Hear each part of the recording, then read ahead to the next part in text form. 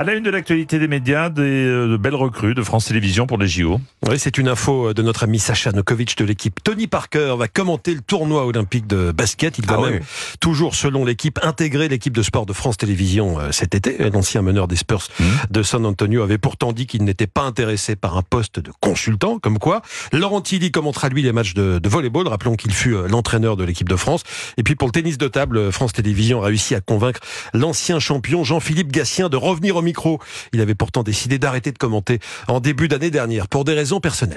On reste dans le sport. Les médias parlent-ils du sport féminin de la même manière aujourd'hui qu'il y a 30 ans? Une étude d'ailleurs vient de se pencher sur la question. La plateforme Babel, c'est une plateforme qui est leader dans l'apprentissage des langues, a analysé l'évolution du langage médiatique dans la représentation des femmes dans le sport au cours des 3 dernières décennies, c'est-à-dire de l'époque des exploits de Marie-Josée Pérec au début des années 90 jusqu'à aujourd'hui. En décortiquant des articles de presse, les linguistes de Babel se sont rendus compte, sans grande surprise, que les mots choisis aujourd'hui par les journalistes étaient globalement plus valorisants que dans les années 90. C'est ce que nous explique Madeleine Gessel, porte-parole pour Babel France.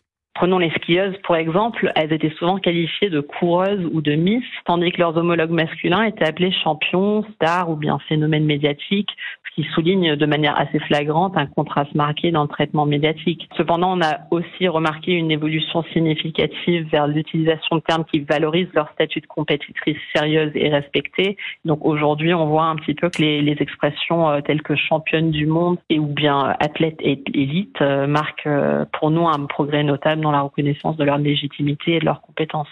Le sport féminin est reconnu aujourd'hui à sa juste valeur. Pour plus de détails sur cette étude, rendez-vous sur babel.com. Je rappelle qu'une récente étude de l'Arcom nous apprenait que 53% des Français consommaient des contenus sportifs féminins dans les médias, proportion qui ne cesse d'augmenter. Bonne nouvelle pour les amateurs de cette émission. Le magazine de la santé pourrait renaître, mais sous une autre forme. Oui, alors vous savez que 25 ans après son lancement, le magazine de la santé va disparaître de la grille de France 5 à la fin de la saison.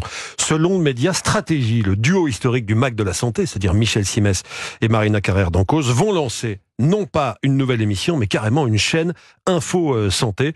Et selon Stratégie, toujours, ce canal santé pourrait voir le jour début 2025, peut-être sur la TNT, puisque cette chaîne pourrait être candidate à une fréquence TNT. Affaire à suivre. La messagerie Telegram pourrait dépasser, attention, le milliard d'utilisateurs rapidement. Ouais, le patron de Telegram, le russe Pavel Durov, a donné les derniers chiffres. On en est à 900 millions d'utilisateurs dans le monde. Le milliard sera atteint rapidement, a priori, puisque chaque jour, ce sont en moyenne 2 millions de personnes qui s'inscrivent. On rappelle que Telegram s'engage à protéger les données privées. Les communications sont chiffrées de bout en bout. C'est le plus vieux magazine français, le journal de Mickey, qui s'apprête, ça fait sourire Cyril, on sait pourquoi, qui s'apprête à fêter ses 90 ans, à lancer un appel à témoignage. Ça va vous intéresser. Vous, Jean-Pierre, qui avez présenté Disney Parade sur TF1, et vous, Cyril, qui avez été pigiste au journal de Mickey dans les années 2008-2010. On va y revenir. Sachez que pour ces 90 ans, les jeunes lecteurs sont appelés à prendre leur crayon de couleur et à dessiner une couverture. Ils sont appelés aussi à faire une photo-portrait pour faire partie du poster collector. Et les plus grands, eux, peuvent envoyer leur témoignage. Que représente pour vous le journal de Mickey? Quels souvenirs gardez-vous? J'ai contacté la rédactrice en chef du journal de Mickey, Edith Riebon. Elle nous en dit plus. On lance l'appel à participer dès maintenant. C'est jusqu'au 30 juin qu'on peut participer et puis avoir peut-être la chance d'être publié sous plusieurs façons, soit par son témoignage, soit par un beau dessin, soit par une belle photo. Juste pour vous dire ce qu'on fera exactement pour l'anniversaire. Donc il y aura un numéro vraiment collector qui sortira le 16 octobre avec une petite figurine aussi. Je n'en dis pas plus, mais une figurine collector, ce fameux poster et puis un numéro évidemment très spécial avec plein de témoignages. Edith Riebon, rédactrice en chef du journal de Mickey. Elle avait un message pour vous aussi, Cyril. Elle se souvient parfaitement de votre passage dans le journal quand vous étiez donc pigiste. Il était tout jeune, Cyril. Il rêvait de faire de la télé. Il commençait à Disney Channel. Il écrivait pour nous une page télévision. Eh ben Cyril, on t'embrasse et je suis très très heureuse de voir que tu réalises ton rêve et en plus en réussissant très très fort à la télévision. Et n'oublie pas le journal de Mickey, bien sûr. C'est mignon. Oui, parce que j'ai été journaliste de presse écrite avant de faire de la télé, et notamment pour Télépoche, on en parlait avec Jean-Pierre, et pour le journal de Mickey.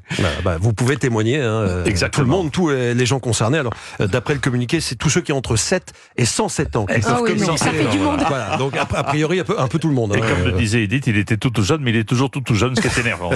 Merci beaucoup Julien pour ce journal des médias, dont toutes les infos évidemment sont à retrouver dans la newsletter média. Inscription gratuite sur europe1.fr.